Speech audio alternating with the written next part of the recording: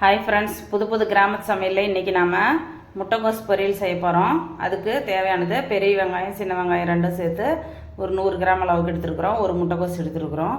அதுக்கு பொரியலுக்கு தேவையான தேங்காய் எடுத்துருக்குறோம். 3 பல் பூண்டு எடுத்துருக்குறோம். 2 பச்சை மிளகாய் எடுத்துருக்குறோம். கொத்தமல்லி இலை கொஞ்சம் எடுத்துருக்குறோம். தேவையான அளவுக்கு உப்பு, மஞ்சத்தூள், மிளகாத்தூள், கடலப்பருப்பு இதில் வேக வச்சு சேர்க்கறதுக்காக வச்சுருக்குறோம். இது தாளிப்புக்கு கடுகு, உளுத்தம் பருப்பு, கருவேப்பிலை வச்சுருக்குறோம். இந்த கடலப்பருப்பை ஃபஸ்ட்டு வாஷ் பண்ணி ரொம்ப கொலன்னு வேவிக்காமல் கொஞ்சம் கரெக்டான அளவில் வேக வச்சு எடுத்துக்கணும். இப்படி வச்சு நசுக்கணும்னா நசுங்கிற அளவுக்கு வேக வச்சோம்னா போதும் பொரியலுக்கு. ஃபஸ்ட்டு இதை நம்ம வேக வச்சுக்கலாம் வாங்க. கடலப்பருப்பை நம்ம வாஷ் பண்ணிவிட்டு வேக வச்சிட்டோம். இது வேகட்டும். அது வரைக்கும் நம்ம முட்டைக்கோஸ் இதெல்லாம் இந்த வெங்காயம் அதெல்லாம் க்ளீன் பண்ணிட்டு வந்துடலாம். நம்மளோட பருப்பு வெந்துருச்சு பாருங்கள். இந்த அளவுக்கு வெந்தால் போதும். நம்ம எடுத்துகிட்டு இப்போ தாளிப்பு போட்டுக்கலாம். இதெல்லாம் ரெடி பண்ணி வச்சிட்டோம். கட் பண்ணுறது இந்த மாதிரி எல்லாம் பண்ணி வச்சிட்டோம். கழுவிட்டு தேங்காயும் இடித்து வச்சுக்கிட்டோம். வாங்க தாளிச்சிக்கலாம். அடுப்பில் பாத்திரம் வச்சு காஞ்சிருச்சு. நம்ம எண்ணெய் ஊற்றிக்கலாம். பொரியலுக்கு தேவையான எண்ணெய் ஊற்றிட்டோம். எண்ணெய் சூடாகட்டும். நம்ம தாளிப்பு போட்டுக்கலாம். எண்ணெய் சூடாயிடுச்சு. நம்ம பூண்டு சேர்த்துக்கலாம்.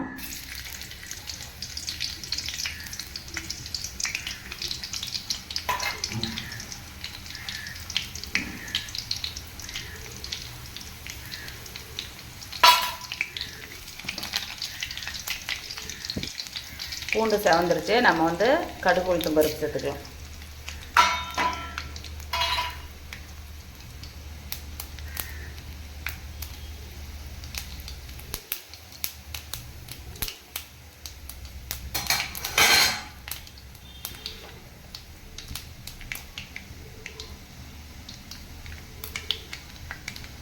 கடுகு வெடிச்சிருச்சு. இப்போ வெங்காயம் சேர்த்துக்கலாம்.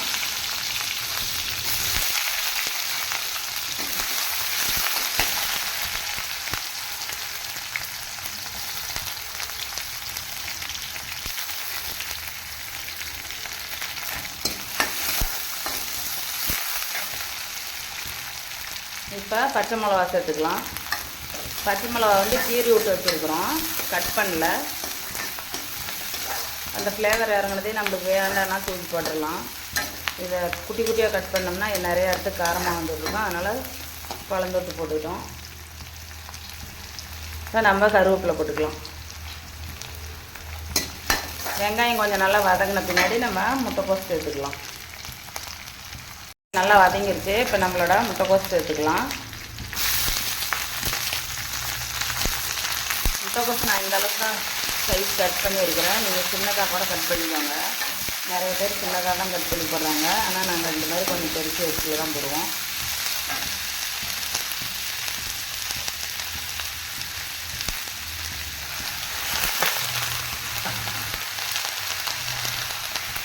இப்போ நம்ம எடுத்து வச்ச உப்பு, மஞ்சத்தூள், மிளகாத்தூள் சேர்த்துக்கலாம். முட்டைக்கோஸ் வேக வச்சு சேர்த்துக்கலாம் பொரியலுக்கு. நான் வேக வைக்கல, பச்சையாக தான் போட்டிருக்கிறேன். இது கொஞ்சம் தண்ணி விட்டு தான் வேக வைக்கணும். நல்லா வதக்கலாம். கொஞ்சம் வதக்கிட்டு அதுக்கப்புறமா கொஞ்சம் ஒரு 50 மில்லி தண்ணி ஊற்றினோம்னா வெந்துடும். கொஞ்சம் நேரம் வதங்கிடும் நல்லா. இது காய் வகை இல்லை, இது கீரை தான். நம்ம இதை காய்கறி மாதிரி தான் சமைக்கிறோம். ஆனால் இது கீரை தான், இலையில் வர இது தான். இதுவும் நம்ம கீழே இருக்கிற எல்லா சத்துமே கிடைக்கும். நிறைய பெனிஃபிட்ஸ் இருக்குது.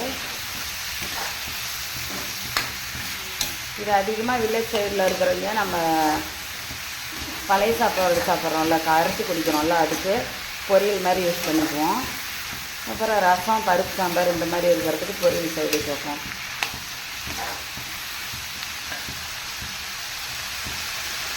கொஞ்சம் நேரம் வதங்கிருச்சு. கொஞ்சமாக தண்ணி ஊற்றி வச்சுருவோம்.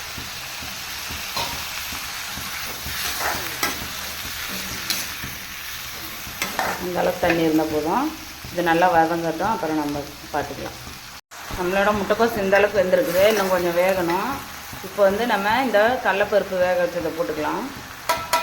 ஏன்னா அப்போ தான் அந்த காரம் உப்பெல்லாம் இதுக்கும் மிக்ஸ் ஆகும். அதனால தான் கடைசியாக போட்டோம்னா இது உப்பு இல்லாமல் தான் இருக்கும். அதனால் இப்பயே நல்லா போட்டு இதோடய மிக்ஸ் பண்ணி விட்டுடலாம். கொத்தமல்லி இலை போட்டுட்ருக்கலாம்.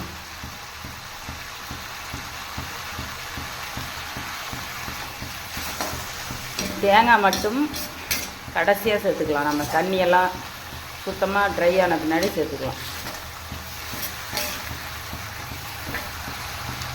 லேசாக இருக்கிறதெல்லாம் வெந்துருச்சு. இந்த கொஞ்சம் திக்காக இருக்கிறத வைக்கல. இதுவும் வெந்துடும். கொஞ்சம் நேரம் ஆகும். தண்ணி தான் இருக்குது. இந்த அளவுக்கு சீக்கிரம் வெந்துடும். நம்மளோட முட்டைக்கோஸ் பொரியல் நல்லா வெந்துருச்சு. நம்ம இப்போ தேங்காய் இடித்து வச்சுருக்குறோம். இது சேர்த்துக்கலாம்.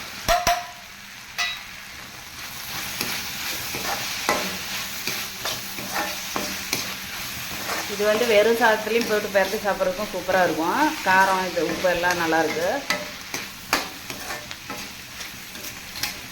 முட்டைக்கோஸ் நல்லா குழம்புன்னு வேக வச்சும் ஒரு சிலர் பொரியல் பண்ணுறாங்க. அது வந்து அவங்களுக்கு அந்த மாதிரி செஞ்சால் பிடிக்கும்.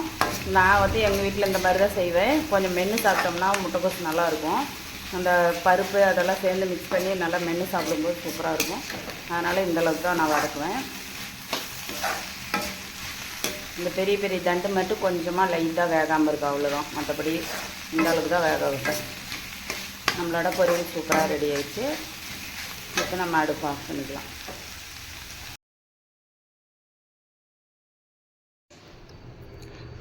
நான் செஞ்ச இந்த முட்டைக்கோஸ் ரெசிபியை உங்களுக்கு பிடிச்சிருந்துச்சுன்னா என்னோடய சேனலை சப்ஸ்கிரைப் பண்ணுங்கள், லைக் பண்ணுங்கள், உங்கள் சொந்தங்களுக்கு ஷேர் பண்ணுங்கள். நன்றி. நாளைக்கு வேறு ஒரு சமையலோடு சந்திக்கலாம்.